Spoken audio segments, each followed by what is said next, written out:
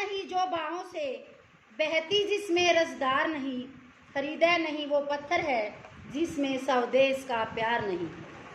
जैसा कि आप सभी जानते हैं, हम अपना 70वां गणतंत्र दिवस, स्वतंत्रता दिवस मना रहे हैं।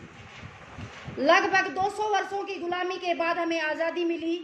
कहने को तो हमें आज़ादी 15 अगस्त 1947 को मिली थी, लेकिन असली आज़ादी हमें 26 जनवरी 1950 को मिली, जिस दिन हमारा अपना संविधान लागू हुआ।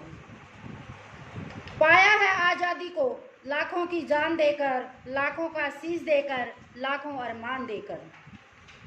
यह आज़ादी हमें किसी एक भारतीय के त्याग व बलिदान से नहीं मिली और ना ही किसी एक नेहरू या गांधी के त्याग से। यह उन लाखों वीरों के त्याग और बलिदान से मिली है जो 200 वर्षों तक गुमनाम रहकर अपने आप को देश पर शहीद करते रहे। जिन वीरों के नाम इतिहास में प्रमुखता से लिए जाते हैं, वे सभी धनी परिवारों से संबंधित थे। यदि वो चाहते तो अपनी ऐशो आराम की जिंदगी जी सकते थे। राइट? क्या पड़ी थी उन्हें आज़ादी की जंग में कूदने की?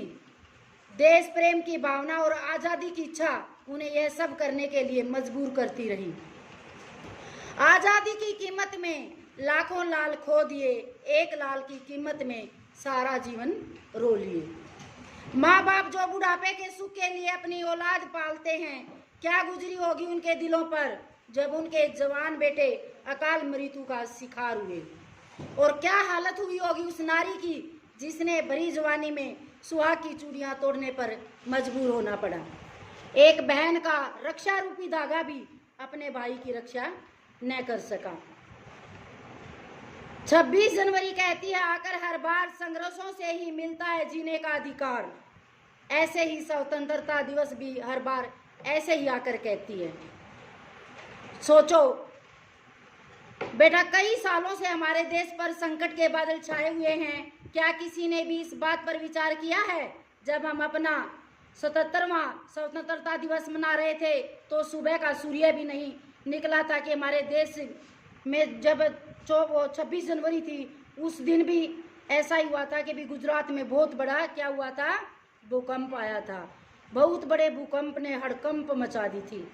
और क्या हुआ, कितनी औरतें विधवा हो गई थी और कितनी माँ और बहनें अपने बेटों और भाइयों से बिछुड़ गई थी।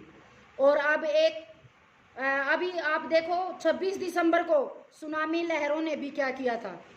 आपको याद होगा ना, 26 दिसंबर को जब सुनामी लहर आई थी तो क्या हुआ था उस टाइम पे? सुनामी लहरों ने देश के लोगों के दिलों को हिलाकर रख दिया था। और अंत में मैं यही कहना चाहती हूँ कि भाई हमें स्वतंत्रता दिवस पर व्रत धारण करना चाहिए और अपनी जनन भूमि की खातिर अपना सब कुछ वारना चाहिए। धन्यवाद। जय हिंद, जय भारत।